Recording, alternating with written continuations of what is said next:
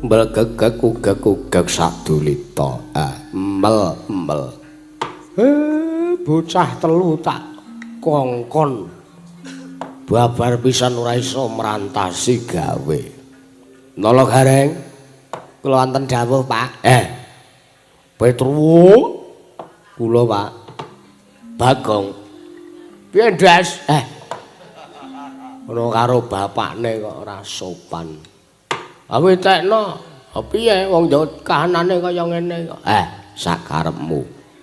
Kowe tak dawuhi, kowe tak utus sartane kowe tak kongkon mboyong daramu Ndara Werkudara karo Ndara Janaka. Mergo aku nampa dawuh. Saka ngersane Sinuwun Prabu Darmakusuma. Supayane Ndara Werkudara karo Ndara Janaka kondur ning negara Ngamarta. Lah kok iki? Beh.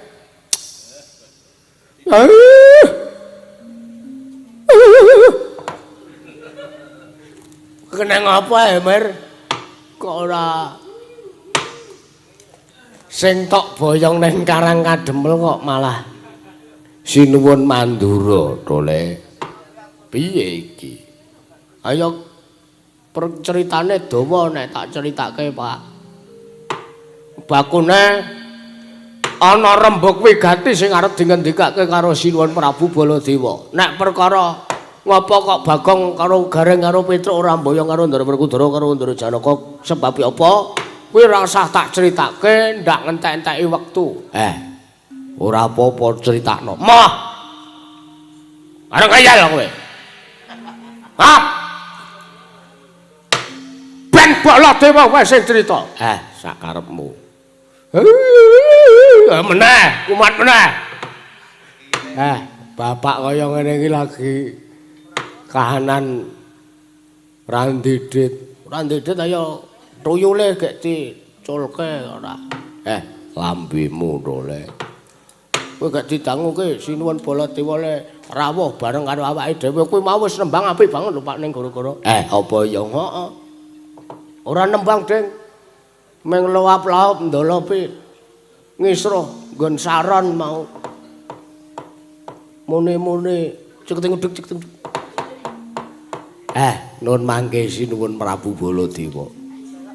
Ngaturaken kasugengan sakrawuhipun Sinuwuning Mandura. Ya jagat pangestu Karwayahipun ora jagat Kakang Semar ya Kakang. Walah dalah. Raharja sawane Baladewa nusane Kakang Semar Badranaya. Dina sak mengko aku nampa pamuji sartane sowanku kapiji. Mergo aku nganti kalonat majamu. Aku ngaturke sembahku katur Kakang. Ampun ngawawayadat. Sampeyan iku sesembahan kula. Mboten enten jamak lumrah sesembahan kok malah ngaturke sembah karo ngersane sing nyembah. Nuwun sewu, mboten enten criyose sinuwun. Kakang Semar tak jaluk kowe manuta. Aku nyembah ki ora kok nyembah marang derajatmu, ora kok nyembah marang pangkatmu ingkang nuwun sewu. Mung derajate ngaceplek, mung derajate ngono kawan. Nanging aku ngaturke sembah iki tak aturake nang ngersane Sang Hyang Wismaya ingkang mangid Sewanta ana ing anggamu Kakang Semar. Ngaten. Yo. Mula tak jaluk tampanen kanthi ikhlas lahir lan batin. Nggih. Bapak iki kumat tenan ya wis bentoke wae ora. Rono-rono manggo. Nggawa kirek Chihuahua. Tokno wae. Mboten nginten babar pisan nggih. Kula tampi dawa sami-sami. Oke, ngiyuk-ngiyuk meneh. Ora Bagong. Lajeng kados pundi? Wau kula nanjihke teng Bagong. Jarene ken nanjihke teng sampeyan. Pripun lara-lara lha kok dadi sampeyan rawuh teng mriki lan wigatose napa? Kakang Semar, wonten dawuh. Bloko Suta cekaos nggonku bakal crita ngersane Kakang Nayantaka. Ora tak tutup-tutupi. Critane bakal tak aturake iki ora tak kelongi sartane ora tak imbui. Kados pundi? Yektene suwane Baladewa iki ora saka negara Mandura. Banjur mligi suwane Kakang Semar. Nanging mangertya Kakang Nayantaka, Sowanku iki bubar sowan saka negara Ngastina. Jering masewaken negara Ngastina aku nampa dawuh saka Sari Yayi Prabu Duryudana yen to sakmengko negara Ngastina ana pendhita anyar katon kang pemarep Begawan Dewantaka ya Begawan Dewa Buddha saka pertapaning Ngawu langit. Kakang Semar.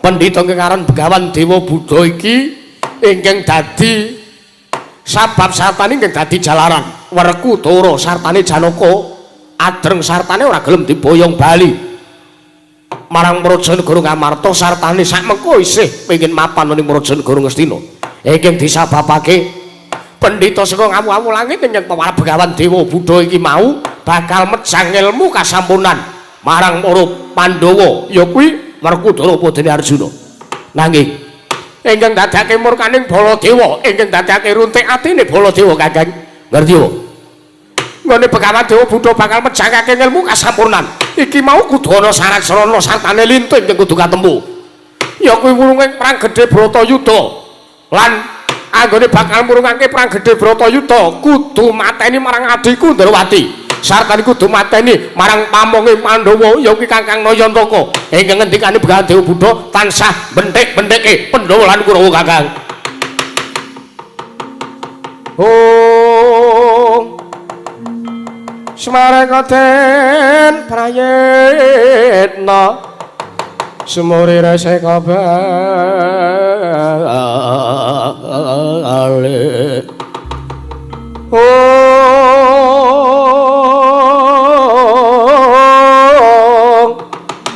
Titiane Gandayani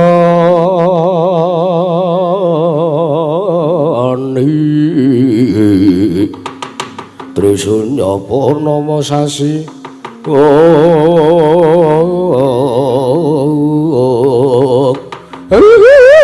menah wajan kowe iki nemen tenan kok kowe iki Mir mboten nginten babar pisan lah kok teka semanten lakon ingkang dipun tempuh dening para Pandhawa malah nganti aku mau sire nek aku ora nyuwun ngambil nenggala Pak aku ora ngambil nenggala ngersane sinuwun Mandura aku wis arep ditegeli karo Ndara Werkudara semono uga aku Pak nek gareng ora nyuwun ngambil wujuding Kyai Alugara ora diparingi ngambil karo Sinuwun Baladewa aku wis ditegeli karo Ndara Janaka aku ya wis arep digletho gada rujak pala karo Ndara Werkudara Pak mengeri yen Sinuwun Baladewa Kakang Semarwi perkara niki kok sajake abot nek kula dhewe sing nyangga merga Pandhawa nempuh lakon ingkang kados mekaten menika pun marambah makaping-kaping lho la iya lho la nggih mesti wae Baladewa iki wis iso niteni pendak-pendak negara Ngastina ana pendhita anyar katon ana pendhita anyar ingkang sita Sari Yayi Prabu Duryudana mesti mung arep benthik-benthike sartane mesti mung arep gawe perkara ingkang ora prayoga ketitik Begawan Dewa Buddha ingkang bakal murungake perang gedhe Bratayuda monggo cetha perang gedhe Bratayuda kuwi perang suci kuwi ora mung perang angkeng ampyak awur-awur nanging pancen perang ingkang nggunakake pernatan nggih pun sampeyan tak aturi lenggah teng Karang Kadempel yo nala gareng kula Pak Petro wonten dawuh Pak Petro kowe tunggonono kanan Karang Kadempel Bagong piye Ndes wis arep kaya Bima sulis Jepang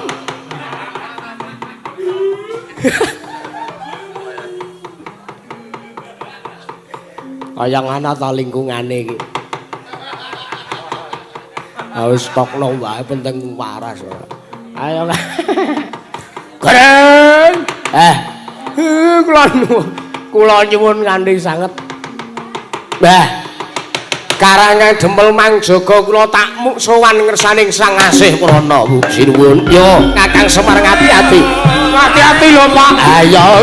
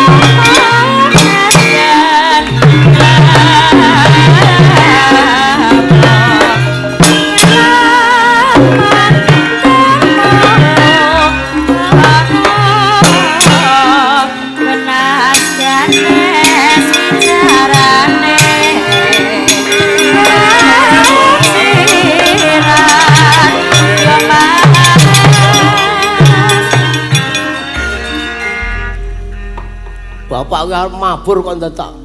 Delang ketu, delak. Tahun kene gendang gluk. Kesuwen ya Bagong. Nggih.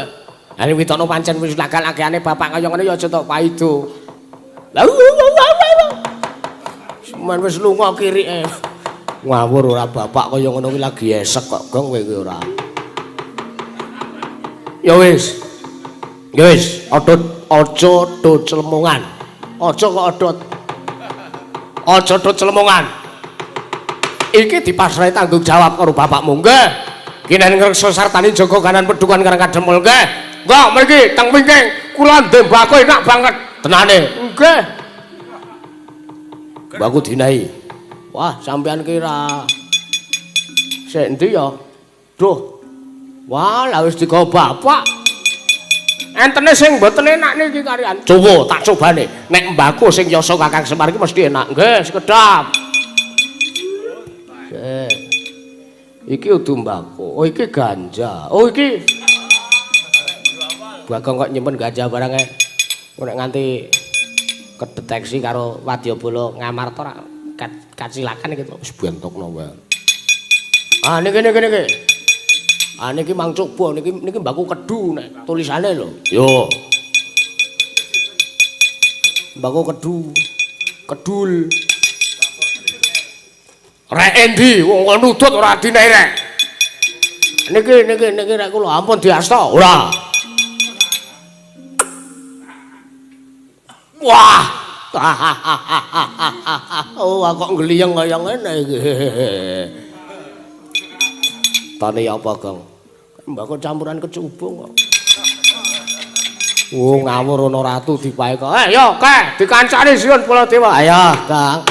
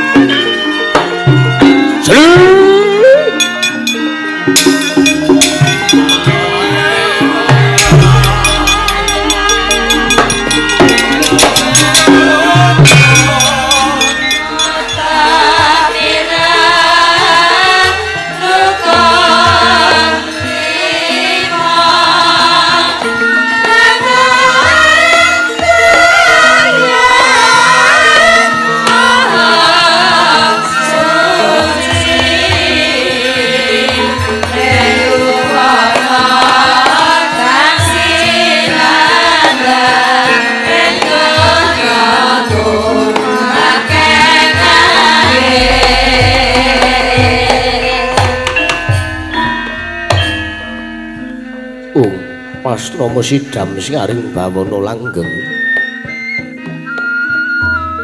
gawe kaget manah ulun nggero Sukma Wicara teka sakmengko sowan ana ing kayangan Ngundarandir Bawana manjing alamantara padha kandur harja saprapta kita nggih Kresna kula nuwun wonten pangandika dawuh paduka iwang mriku ulun padha wenang ya Sang Hyang Asih Prana pukulun amiji dhateng piswanipun ingkang wayah Punata Ndrawati kepareng wilujeng sawanipun ingkang putra ingkang wayah pun Sukma Wicara apa to kang dadi darunane nggih teka sowan ana ngarsa ulun duh pukulun sesembahan kula tartentu kewala paduka sampun pirsa dhateng punapi ingkang dados mobak musim para titah tartentu paduka ugi pirsa dhateng menapa ingkang kula penggalih lan menapa ingkang dados legetaning manah kula. Mangkono inggih. Pramila kula kinten paduka sampun mboten keweran mangertosi lan pirsa dhateng menapa ingkang kula gayuh. Menawi kula matur tartentu namung badhe anguyahi segara bebasanipun Mugunun Kresna kula timbalan. Nyibarate wong kang duweni cangkriman ulun duwe cangkriman jeneng kita ingkang ambatan utawa kosok balene mangkono mula kang saka iku ulun jaluk marata diaki satata anggon kita ngadhep ulun bakal nanjawab apa to kang dadi pasambating kita nata Ndrawati mekaten pukulun iya sampun kaparingan kalodhangan kula arsa nyuwun dawuh pangandika paduka Marata Dyagi maju nggih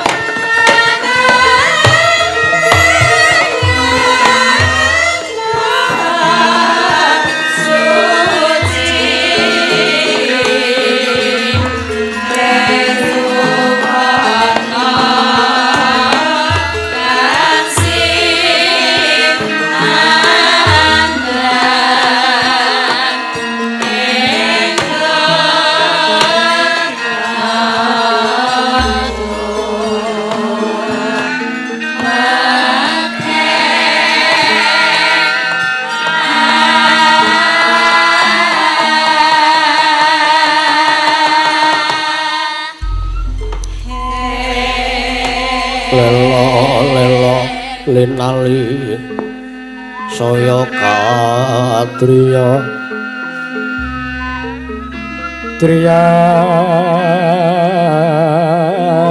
asmara marang karisang kadirate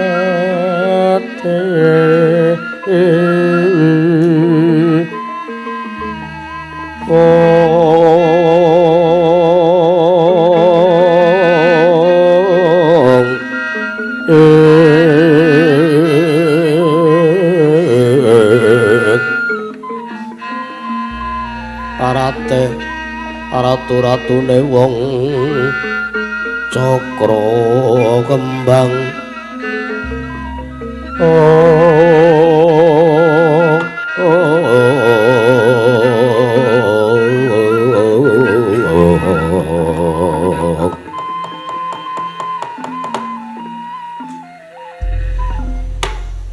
duh pukulun sayekti kula menika namung runtik sartanipun saged manah kula. Teka sak mangke kula ngraosaken kawontenanipun kadang kula ing Amarta inggih menika pun para Pandhawa ingkang sajak sampun berguguk ngutawaton mirang kampung jingga mbundan datan para ratu. Mboten saged kula imutaken menapa ingkang dados pambeganipun. Senajan to kula apal kan menapa pambeganipun Yayi Werkudara mewah pambeganipun Yayi Arjuna nanging nembe wekdal punika nembe sepisan menika kula mboten saged mambengi dhateng menapa inggih dados pikajenganipun kadang kula kekalih menika pukulun Kresna kula wonten timbalan ulun bakal njarawani kelawan jeneng kita sayekti ingkang ndadekake Pandhawa Guthang mboya jangkep 5 kuwi amarga wektu iki para Pandhawa nedeng mboya rukun siji lan sijine kula kang saka iku Pandhawa mboya jangkep 5 oh mekaten pukulun iya lajeng menapa ingkang dadosaken para Pandhawa mboten rukun ing antawisipun menika namung tunggal namung salah sawijining sederek teka mboten rukun kaliyan sederekipun menapa ingkang dadosaken sabab lan jalaran pukulun mangerti ya kamun ta wektu dina sak mengko iki Werkudara sartane Janaka nedeng kepetengan atine nanging mangerti ya mung jeneng kita Kresna Yanata Ndrawati ingkang bisa gawe srana rukuning Pandhawa 5 mekaten iya sayekti Werkudara sartane Janaka kuwi mung lali sartane kalepyan marang jati dirine kamangke dheweke ingkang wis nampa kanugrahaning dewa ya kuwi wejangan kawruh kasampurnan ngelmu sangkan paraning dumadi nanging teka durung bisa mangerteni sarta durung bisa ngrasake teges anggone dheweke mangerteni marang wejangan ngelmu kasampurnan durung tumus lair tekaning batin nanging mungkin arya apalan sartane mung nggo abang-abang lambi mekaten pukulun iya ya mung kae kok ana wong wayangan dhewe terus lho. Inggih. Iya. Sak ajengipun kados pundi sak banjuri mangke ulun dawuh kelawan jeneng kita. Mangerti ya. Ning atase pendhita ingkang sak mengko mapan ning Praja Negara Ngastina. Ingkang peparep Begawan Dewa Budaya Dewantaka ning atasipun titah sawantah la kotoko cawe-cawe marang perkara perang gedhe Bratayuda kamangka panjenengan ulun wae ingkang derajating dewa babar pisan mboya duwene wewenang sartane ulun uga mboya wani cawe-cawe marang perkara perang gedhe Bratayuda la kotoko mung titah sawantah teka utusan kelawan Werkudara lan Janaka kinarya ngupadi jeneng kita. Nek ngaten samangke kula dipun madosi wonten pundi dinung kula kaliyan Arjuna lan Werkudara? Iya. Wigatosipun munggo dawuhing Sang Begawan Dewantaka ya Dewa Buddha. Jeneng kita bakal dipateni, satane Semar Badranaya uga bakal disirnakake.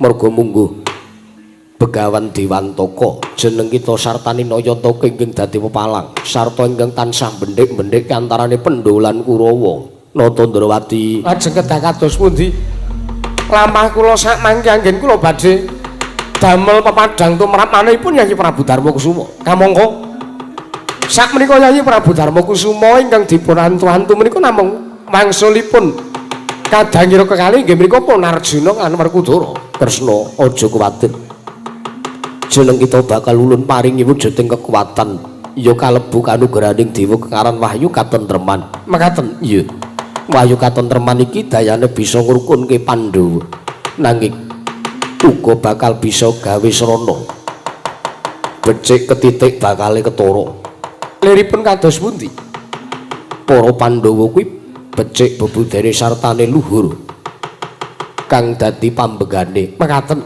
iya tegese yen to jeneng kita wis nampa kanugrahan kekaran wahyu katentreman ing tembe mburine bakal becik ketitik sartane bakal ala ketara alane Kurawa bakal sansaya le katon sartane becike para Pandhawa bakal sansaya le mumbul sartane saya kuncara banjur alane Pandhawa bakal sansaya kapendhem sartane mboyana ingkang bisa mangerteni mekaten pukulun ya nek ngaten kula mung sumedya ndherek marang menapa ingkang dados dawuh paduke wangpi kula asih prana marata diagiti ngemna netra kita sartane mengakno lawang batin kita jeneng kulun bakal paring kanugrahan kekaran wahyu katentreman ngestaken dawuh kulun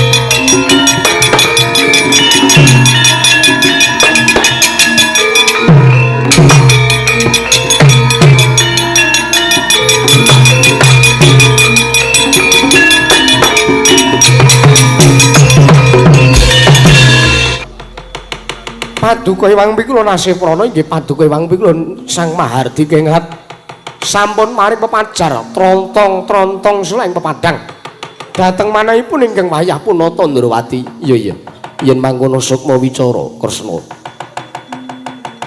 ulun dawuh kelawan jeneng kita marta diagi mundhune ing Arcapada sak mengko rukuna sartane luwarana para Pandhawa saka weteng ngestaken dawuh kemaring nyuwun pamit madal wasilan marta diagi sing ati-ati aja kaya bocah cilik ulun balang puja-puji sati rahayu kalista sami kula laku Utama Ndrawati.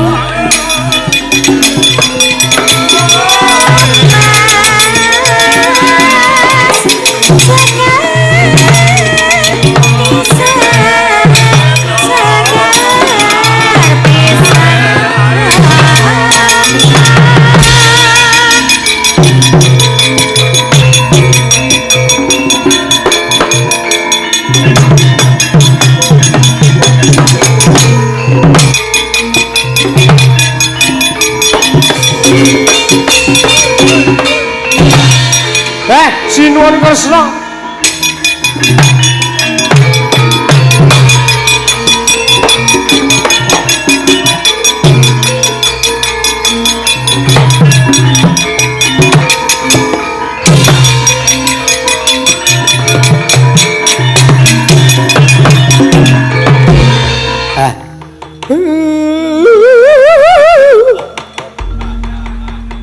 Kowe iki kena ngopo, Kakang?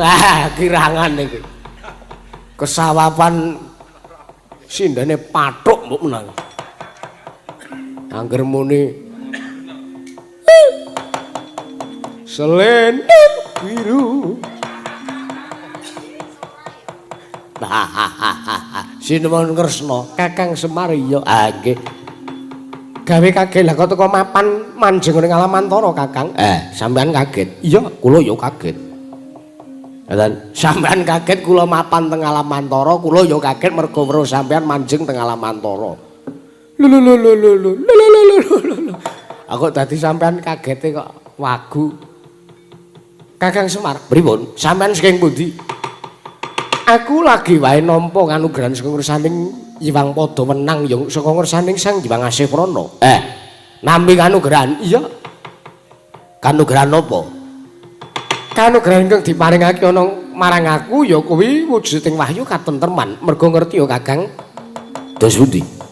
Werkudara sartane Arjuna ingkang duwe pengangkah bakal murungake perang gedhe Bratayuda sartane bakal nyernake marang aku sartane Kakang Nayantaka kuwi nedeng kepetengen atine. Lah niku lho. Sing kula pikir niku sing kula penggalih niku. Lah mulane kula manjing Alamantara. Kakang Semar arep budal menyang endi? Kula niku ngersaning ajeng sowan ngersani Sang Hyang Padawenang sir kula pengangkah kula.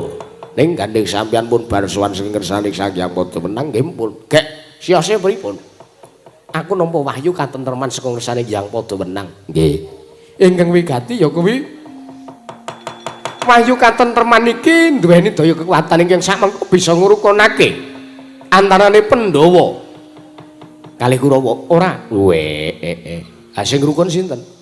Pandhawa lan Pandhawa Kakang mergo ngerti ya.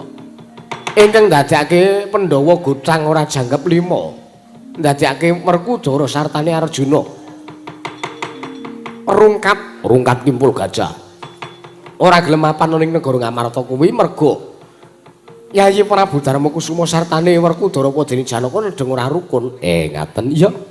Mula pengangkahe nggonku nampa kanugrahan kang aran wahyu katentreman iki mau bakal bisa nentremke sartane gawe rukun sak kabeh-kabehe. Ngaten. Iya. Mareka den mrayetna semurire seka balik titiane gandayane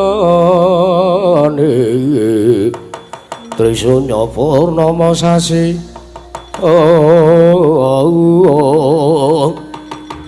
Nggih. Sampun ngantos kedangon. Nggih kula Kandi menyang endi? Saderenge budal teng Astina nentremke kahanan niki wau, kali saderenge nundung pendhita jahat kengaran Dewantaka. Langkung riyen nggo kula dheweke teng areng Ademel. Ana wigati apa? Ampun to sampean iki manut wae lah kok dadi kokean takon ora.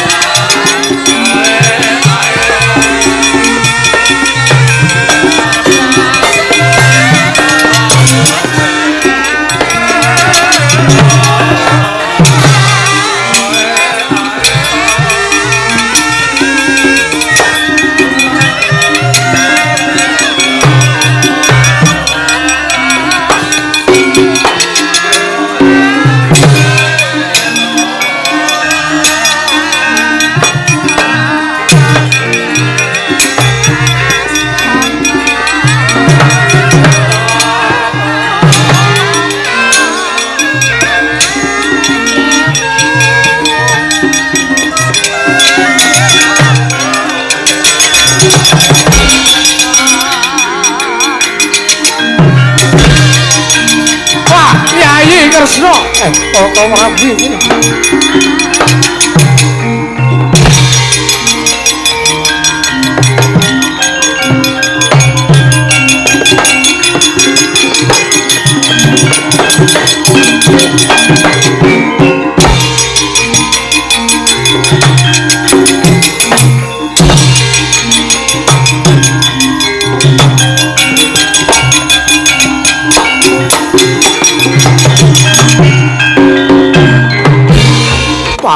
Dalah. Lah kok teko dadi yayi Prabu Ndarawati. Sartane Kakang Semar Prapta ning Karang Kadempel. Awitekno niki omah kula kok sampeyan takok. Hah? Pripun? Betah to mapan teng Karang Kadempel? Ya mung lingkunganmu kok kebak wong edan iki piye Kakang? Ah ngoten niku. Baladewa. Ah kae sing lagi wae tepung karo aku. Baladewa. Ah niku jenenge Bima. Bima, ah nggih. Bis dudu esanen. Bima kok bis ora ngawur. Niku ditangun niku rawuh ingkang rayi niku. Kresna wonten dawuh kok Prabu. Lah kok teko dadi sakmengko Yayi Prabu. Nggone rawuh ana ing Karang Kadempel bareng karo Kakang Semar. Pamujinipun mekaten. Oh iya. Menawi kula cariyosaken badhe dawa critanipun. Ngono. Nggih. Banjur kersamu ingkang wigati lan cekaos rembug kula. Kula nampi kanugrahan saking Sang Hyang Padawenang wujud wahyu katentreman ingkang sakmangke. Keduga saged paring pepadang tumrap Arjuna padine Werkudara. Satemasa mangke saged kaboyong wangsul wonten negari Ngamarta. Wah, ya wis. Aku wis tanggap kalana apa sing mbok ngendikake ya. Nek ngono dikeke mangsane gak mansine tulusane negara Ngastina Werkudara karo Janaka diboyong. Nggih.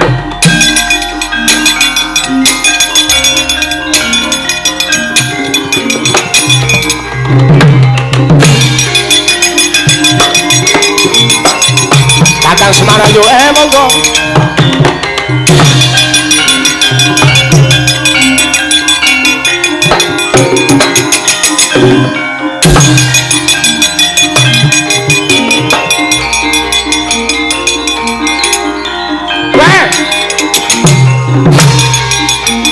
Ngawur.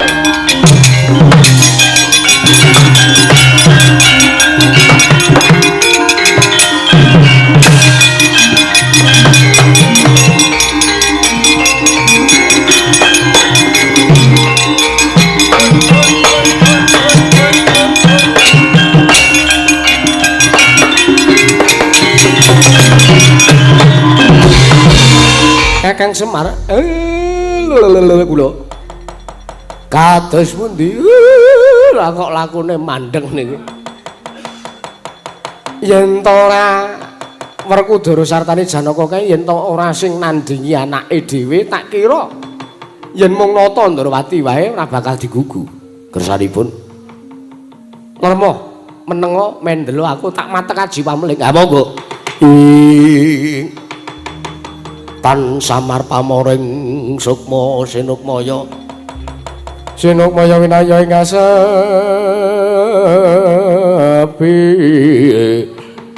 sinimpen telenging kalbu pambukaning rana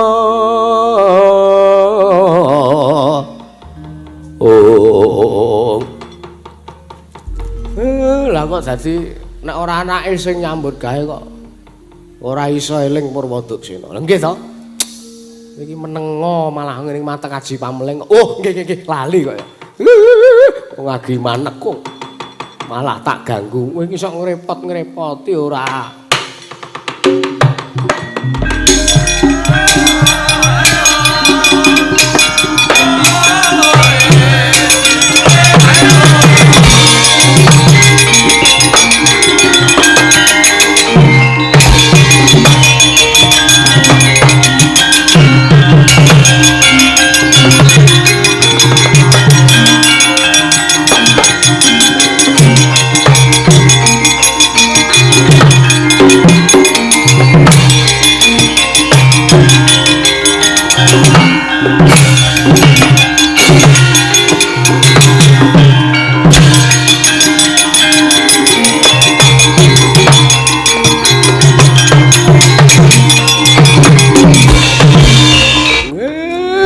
Ngajar. Apa bapak kok tok tugang? Aung suluk kok menggeng. Maneman cakepan to le. Tak timbali kok suwe nggonmu sowan. Pangapunten wa Prabu. Piye? Kula bibar suka parisuka. Lho. Kakang Semar, pripun? Abimanyu tak timbali suwe iki jebul suka parisuka. Pesta. Iya, lha niku tesih gabres ngoten. Suka parisuka ning endi kowe? Wonten kesatran Pringgondani. Lho. Acara apa? Acara bahasa Indonesia dijawake. Kula ambel warsa. Wah, ulang tahun kaya. Lah karang saiki surah kok ya mir ya. Ah iya, kok kula mboten diundangi. Ora. Saanane ragate cumpen. Kados pundi? Kae. Wong tuamu Werkudara karo Janaka kae. Nek ora kowe sing ngelingke, nek ora mbok tegeli sengara gelem bali ning negara Ngamarta. Mekaten. Iya. Menapa nedeng kepetengan manahipun Kanjeng Rama. Wis tegelono, nek ora tok tegeli sengara bali ning negara Ngamarta. Nyuwun pamit Kanjeng.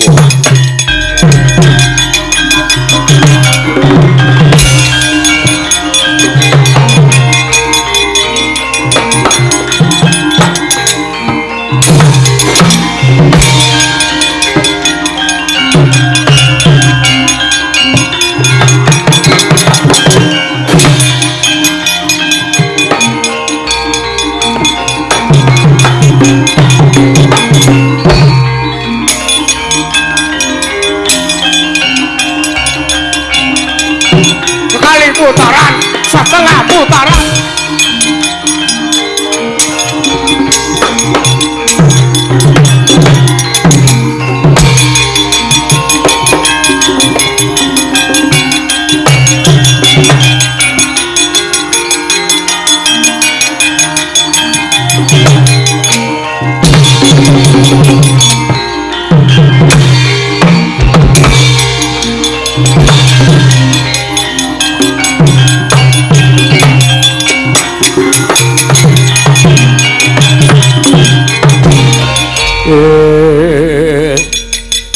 Bermorore mangus wamya ngambrah nganggang kati karnaning kaswa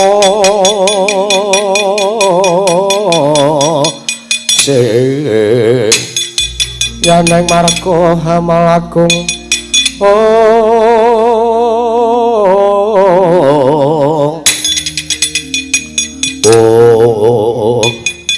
wah Gatot wedan kowe ning arepe wong tuamu kowe ora nyembah ora duweni Subasita ora duweni Tata Krama gunane apa kowe nyembah lan panjenengan menawi panjenengan ugi boten nyembah dhateng tiyang sepuh panjenengan boten netepi darwaning satra ingkang luhung lire piye kowe muni ngono nuwun sewu ing atasipun namung nembe kalian pendhita anyar katon ingin derek kantenan luhur menapa mboten sae menapa awon ngilmunipun lha ketuku badhe dipun suwitani panjenengan kok nggadahi nalar menapa mboten bayi melu-melu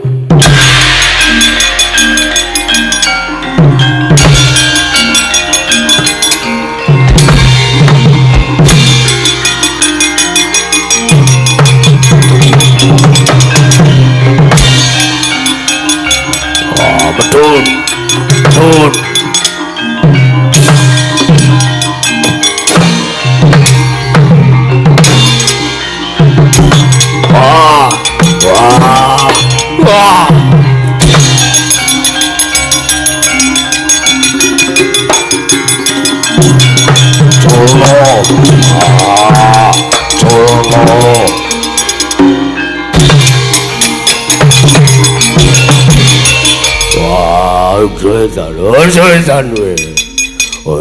Setan Gatot Culna mboten badhe kula culaken menawi samangke kula culke malah panjenengan dawah pecah mestakanipun edan medun ayo medun aku singunen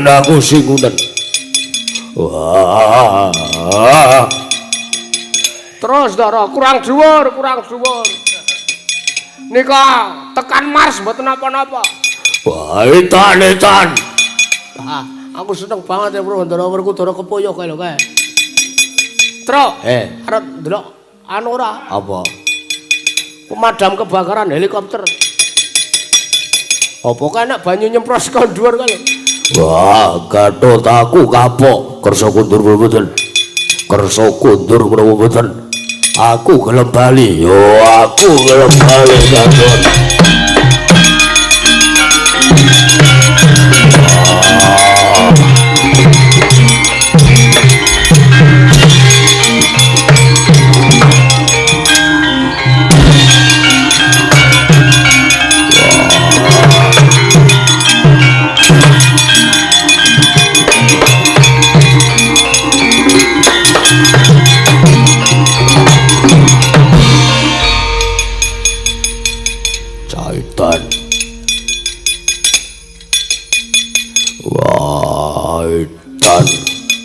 Nyuwun pamunten Kanjeng Rama.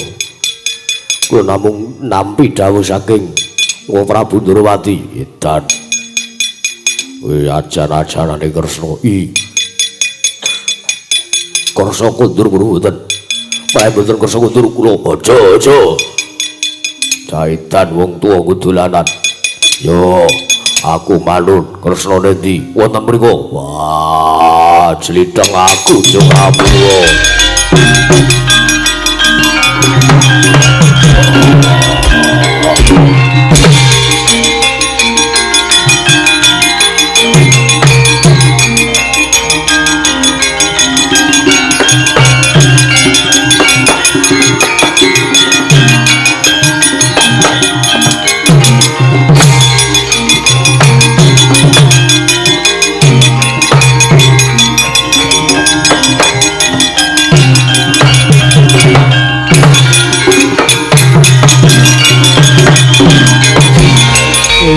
Abimanyu arep nekat kaya kakangmu Gatotkaca Kanjeng Rama.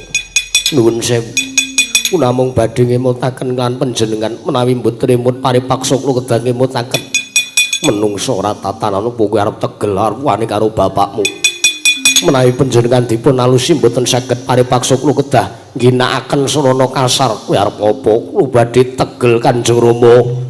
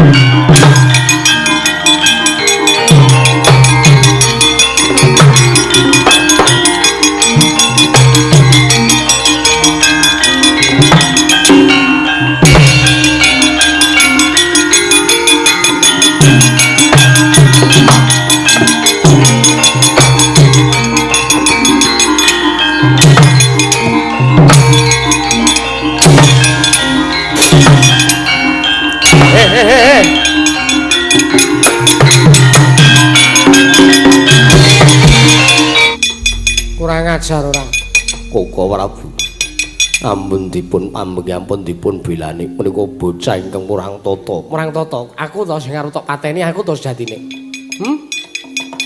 sing arep mbok pateni iku dudu Abimanyu ning aku karo Kakang Semar ya apa ora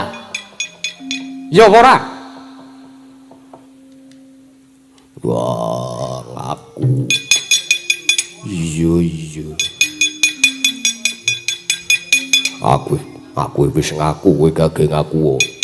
Nyun pangapunten Koko Prabu. Sesuk nek pendhita anyar iki dipikir sithik. Aja waton nampa wejangan banjur kowe manut kegut mbok suwitani. Nyun pangapunten. Coba Gagasen. Nek iki kira-kira kowe sida mateni karo Kresna, ndelalah Kresna ora luput. Sartane ndelalah perang gedhe Bratayuda tetep kelakon senajan to Kresna wis dipateni. Mongko dawuh sang penemban sapa mau Dewantaka inggih Dewa Buddha. Dawuh penemban Dewantaka syarat seranane Kresna kudu mati ben Bratayuda wurung. Inggih. nek Kresna wis mati ning Bratayuda tetep kelakon. Kowe rak getun to? Inggih. Dipetung sithik. Apa kira-kira kowe iso nguripke karo Nata Ndrawati? Mang minggir nika kula rampungane.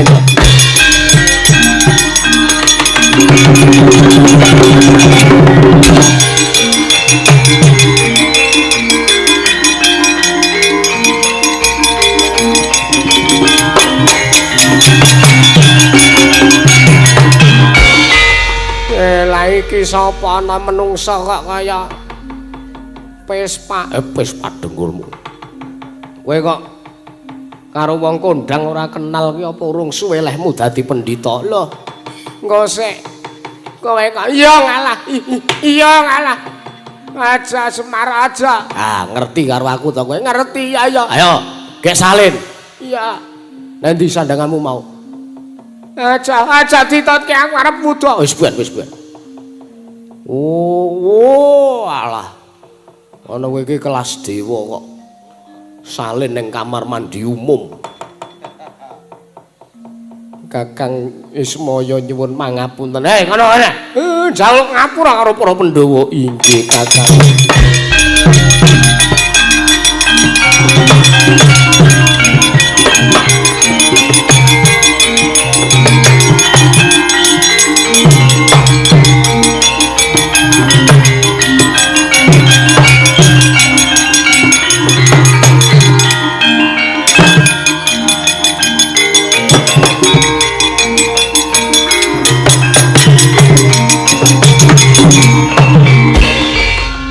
Mboten kinten babar pisane wang pikulun manik moyo. Niki lho. Sekali putaran. Niki sing dadi pendhita sing aran Begawan Dewantaka ngono nggih. Niki menungsane. Sampun to Kakang kula menika wirang. Wirang ya sak karepmu kowe sing golek perkara kok ora. Kresna ulun njaluk pangapura kita ingkang gedhe tumrap panjenengan ulun. Inggih ulun. Sayekti pancen ulun jarak perkara supaya para Pandhawa bisa duweni lantaran gayuh ingkang aran wahyu katentreman. Mekaten nggih. Yen mangkono wahyu ingkang wis kita asta marata diagi lumeberna dayane tumrap sagung para kawula dase sak praja negara Indraprasta ngesnaken dawuh kula.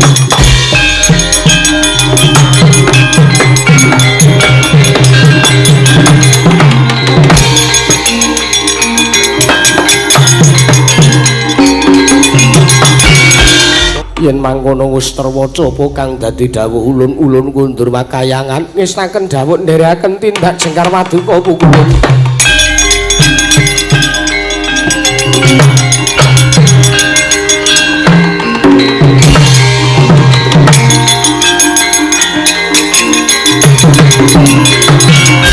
Dolo apa sisa-sisane ngangkara gage rampung ana. Wah, ayo jaluk ambil. Kok kalih kula.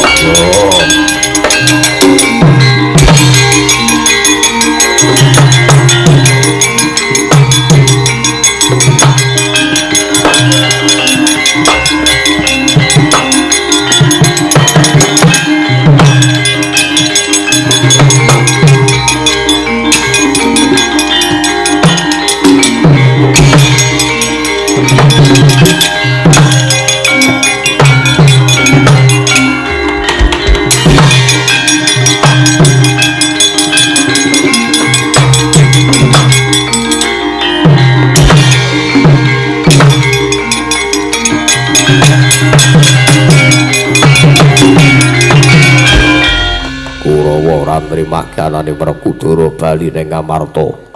Yo seblake barat bali dang kamu dewi-dewi.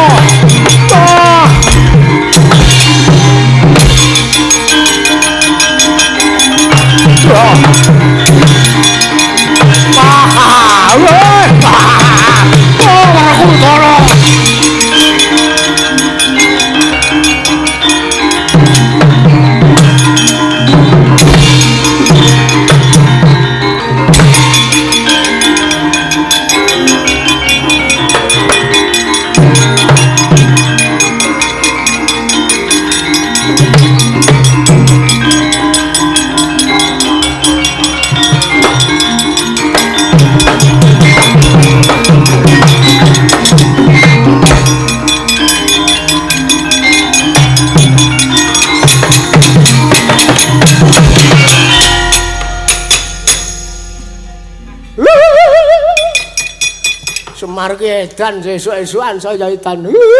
Ya nggih. Matur nuwun Ndara, melu mangayu bagya.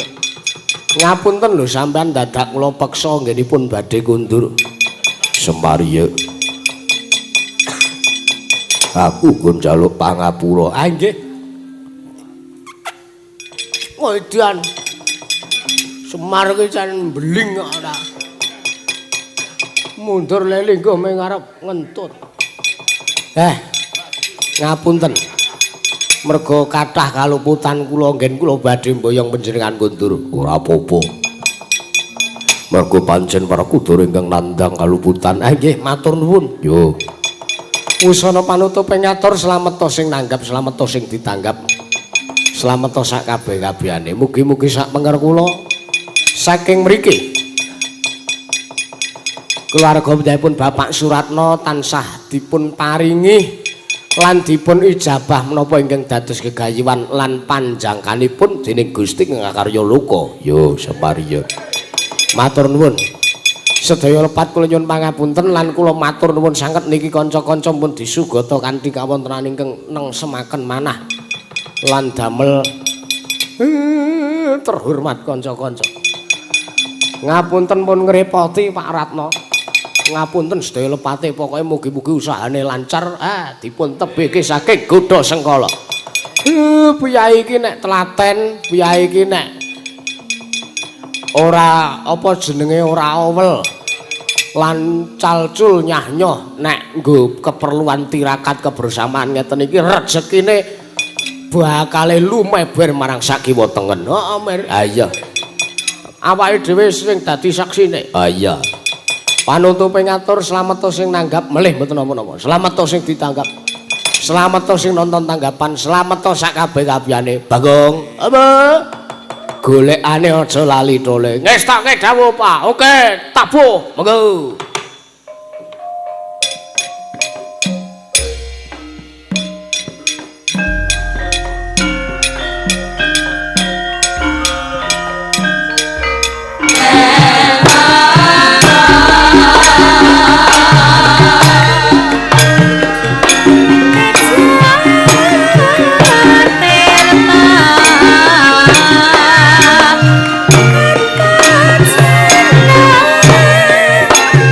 Yeah.